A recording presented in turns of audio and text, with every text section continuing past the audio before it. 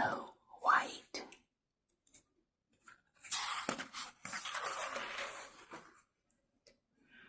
Once there was a lovely young princess whose skin was so pale she was called Snow White. Her life would have been wonderful, but her wicked and vain stepmother, the queen, treated her cruelly. Daily, the queen would look into her magic mirror and ask who was the loveliest woman in the kingdom was. The mirror answered faithfully, "You may be cruel, you may be mean, but you are also the fairest, my queen." The years passed and Snow White grew up.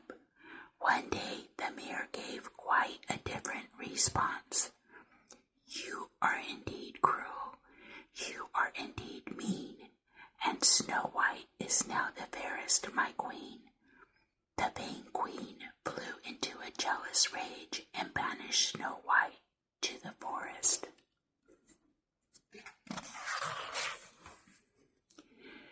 Deep in the woods and all alone, Snow White began to cry. She was hungry, tired, frightened, and lost. A friendly blue jay heard her sobs. Looking into the girl's heart, as all birds can do, he saw that she was kind and good, and so decided to help her.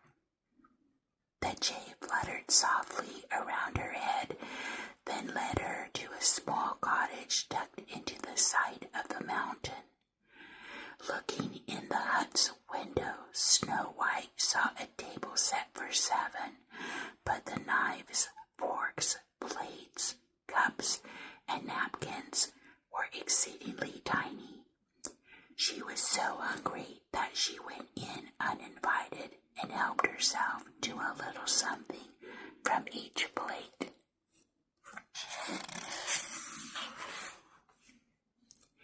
In the next room, she found 7 neat little beds, all in a row. She was so tired that she stretched across 7 and fell asleep soundly. Soon after, the 7 dwarfs who lived in the cottage came home and were surprised to find their fair guest. They had spent the day mining gold and diamonds deep in the mountain. When they woke Snow White, she told them her sad story. Looking into her heart, as all dwarfs can do, they saw that Snow White was kind and good, and they decided to help her. "Stay here with us," the eldest advised. "We will keep you safe." At the castle, the queen was in a rage once more. Whenever she asked the mirror who was the prettiest, she received the reply, "You are wicked, you are vile, and you are a beauty rare, but Snow White, who is deep in the woods, is easily the most fair." Furious, the queen decided to kill Snow White. She dressed as a peddler, prepared a poison comb, and hurried off.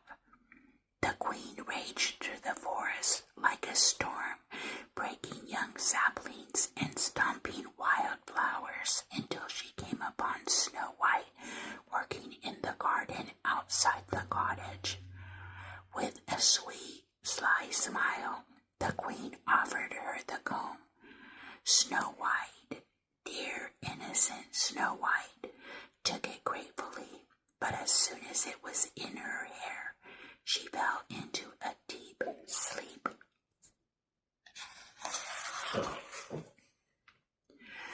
When the dwarfs returned from their day's work, they rushed to Snow White's side. "The wicked queen must have found her and done this," said the youngest dwarf sadly. He reached down to stroke her hair, and as he did, he knocked the comb loose. Snow White awoke at once and thanked him. She broke the poison comb into many pieces. When the queen returned home, she quickly asked the mirror who was the fairest. Despite your truly evil plan, Snow White is still the fairest in the land. The fierce queen shook with anger.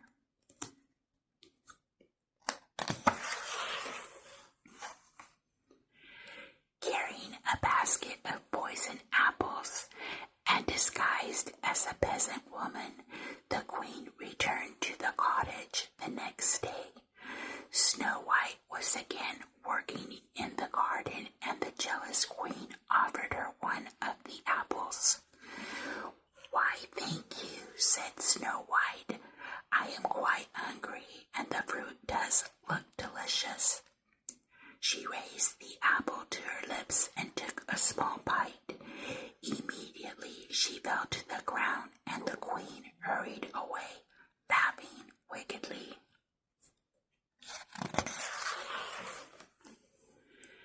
Now that she was sure that Snow White was dead, the evil queen rushed back to the castle.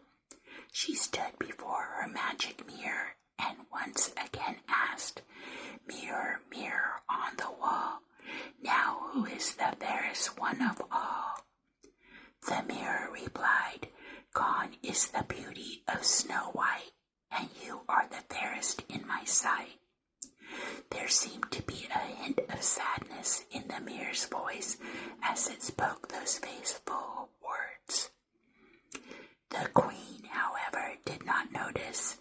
The mirror had told her exactly what she wanted to hear, and so far from showing any sadness, the queen laughed triumphantly at her good fortune.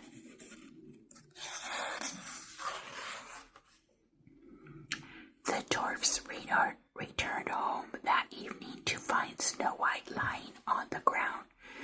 With tears in their eyes, they laid her still body on a soft bed of rose petals and moss and sat down to watch over her. In time, a young prince riding through the forest came upon the group. "What a strange sight," he said to himself. The prince halted his horse and let himself down, kneeling next to the bed of rose petals so that he could see her face more clearly. The prince was overwhelmed by Snow White's great beauty. Looking into her heart, as only a few people can do, he saw that she was kind and good and fell instantly in love with her.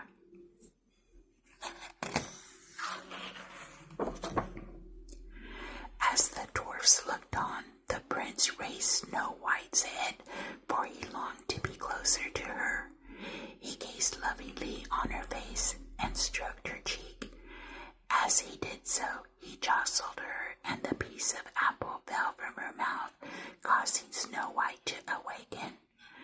First she looked into the prince's eyes and saw that he loved her.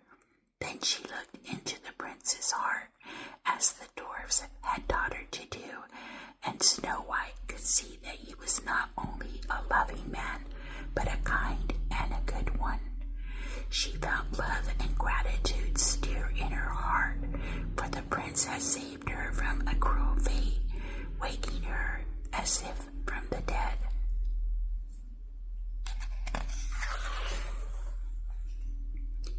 The prince was astonished. It was several minutes before he could speak, but when he finally found his tongue, he came quickly to the point. "I do not know your name, maiden, but will you marry me even so?" he begged. "My name is Snow White," replied the girl, looking first at the prince, then at the dwarfs gathered around her, all of them nodding vigorously as if urging her to say yes. They had looked into the hearts of the prince and Snow White and saw that the two were meant for each other. "And I will gladly marry you," Snow White added with a warm smile. The two set a wedding date a few days later. Unable to control themselves, the dwarfs danced and rejoiced. Alas, there was a little happiness at the palace, for a few days later, when the queen asked her mirror who was now the fairest